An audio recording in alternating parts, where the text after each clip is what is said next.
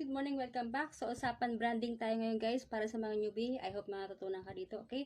Pag nag-online marketing ka na, lalong-lalo na pag nasa MLM industry ka, please lang, ang Facebook mo pakilinis, lalo lang yung sa branding mo, okay? Sa mga cover photo mo, pag profile picture mo na yung nakalagay, huwag mo nang gawing cover photo yung mukha mo doon kasi ang pangit na nita, ang cheap, okay? Since nasa business ka na, ang cover photo mo, make sure lifestyle mo yon or maybe motivation or kotse, okay?